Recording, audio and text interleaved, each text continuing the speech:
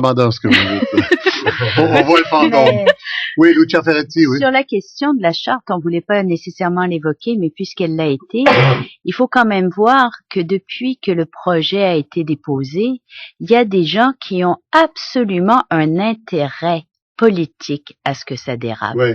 Et alors Oui, vous en parliez tout à l'heure, oui, il y a mais des gens il qui... faut le rappeler, Oui. parce Mais que il y a aussi un combat politique un peu binaire, primitif, normal dans nos parlements. Là, c'est comme ça que ça se passe. oui, sur c'est toutes les sûr, mais questions. ce que je veux dire, c'est qu'on ne peut pas faire abstrait, on peut pas présenter le débat sur la charte en dehors aussi des intérêts Oui. politiques de tous Oui. côtés. Mais il y a des vraies inquiétudes chez les Québécois quand on évoque certaines des choses qu'on disait tout à l'heure, et pas seulement la violence, pas seulement le terrorisme, mais la menace à l'égalité homme-femme, par exemple. C'est un moteur très puissant de l'opinion publique québécoise actuellement. Ça. Mais je voudrais réagir par rapport à ça. Je voulais avoir la réaction d'Anne Ferretti, puis on arrive à la Mine-Foura après. C'est-à-dire que c'est absolument certain que une des valeurs, je mets ça entre guillemets, mais même aussi sans guillemets, qui a été... Sans guillemets, ça veut dire que vous êtes d'accord. Non, sans guillemets, ça veut dire que l'égalité... Ben oui, je suis d'accord avec l'égalité homme-femme, voilà. bien sûr. Donc l'égalité homme-femme, c'est une valeur qui partout en Occident, pas seulement au Québec, partout en Occident, partout au monde, quelles que soient les religions, est toujours quelque chose à promouvoir et à défendre. Donc quand on entend que oui, comme on l'a bien mentionné, il peut y avoir une fraction des musulmans entraînés pour toutes sortes de raisons à un islamisme un peu radical, que ça suscite une inquiétude, à mon sens, c'est relativement sain.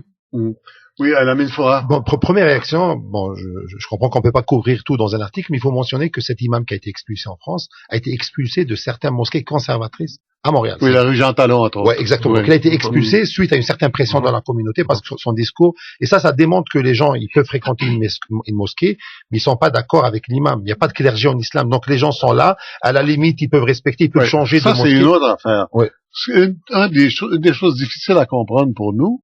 Et là, je veux dire, nous, les vieux catholiques canadiens français qui reçoivent cette immigration-là, c'est qu'il n'y a pas de hiérarchie. Il y a toutes sortes de courants. Il n'y a pas de grand prêtre il n'y a pas de grand prêtre de l'islam qui dit la vérité comme le pape au Vatican. Alors, c'est quoi un imam? C'est quoi? C'est pas nécessairement un prêtre. Pourtant, il y en a qui ont une influence énorme. D'autres pas du tout. C'est compliqué. Non, mais en même temps, c'est que les voix qui critiquent ne sont pas tout le temps entendues. À titre d'exemple, je vais donner un exemple. Moi, je me suis opposé officiellement à l'arrivée des 4 prédicateurs. Oui. J'ai eu des entrevues médias où j'ai demandé aux musulmans de prendre position. Oui, mais vous n'êtes pas archevêque. Vous êtes non, mais par contre, je voulais faire le parallèle parce qu'il est très important. À un moment donné, il y a eu des discours qui traitaient les femmes qui portent le voile par des icônes de la culture québécoise étant des femmes folles. Et pour moi, ce discours, il est équivalent au discours du prédicateur qui dit que la femme qui porte pas le voile est un cancer. Je suis désolé, des élites québécoises ont commencé à justifier l'injustifiable. Et des gens qui au début n'ont pas compris au sein de la communauté ma position, qui m'ont donné raison avec le temps, sont venus me dire, mais Lamine, toi, tu étais contre ça, mais eux, ils sont en train de justifier. Et ça aide pas. Donc le discours, à mon avis, moi je l'ai dit plusieurs fois, les extrémismes s'auto-alimentent. Et c'est eux. Et quand on commence à légiférer pour des valeurs, on fait exactement ce que l'Iran et l'Arabie Saoudite font. Non, pas du tout. Non, mais Lucia Ferretti, non, pas du tout d'accord. Pas du tout d'accord. Dans le sens que affirmer d'une manière plus claire, la fameuse charte, elle a 5 articles. Là-dessus, il y en a 4 que, sincèrement, il me semble que c'est impossible que tout le monde ne soit pas d'accord. On les oublie toujours, ces 4-là. Même Charles Taylor est d'accord. OK? Bon.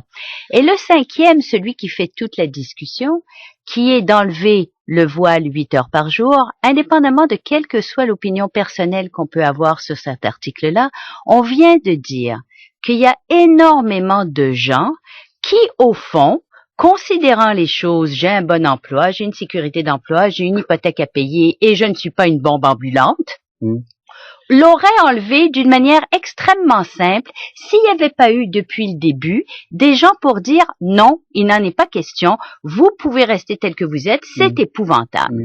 Alors, il y a des gens, et je le répète, mais il y a vraiment des gens qui ont intérêt à ce que ça dérape. Parce que dans la réalité, la plupart franchement, si on avait laissé le jeu se faire et la discussion de faire, il y aurait probablement eu moins de positions extrêmes Oui. et les gens auraient enlevé leur voile 8 heures Voilà. par jour parce qu'il y a une hypothèque à payer. Oui, Frédéric Castel, oui. Oui, par rapport à l'imam qu'on évoque depuis tantôt, effectivement, il s'est fait tasser de l'intérieur. C'est intéressant comme fait souligner. Maintenant, en guillemets, il sévit sur Internet. Mais là, je vois que notre discussion est en train d'aborder le géopolitique Oui. social Oui. avec les différents réseaux qui s'opposent. Là, on est dans du très sérieux et du très complexe.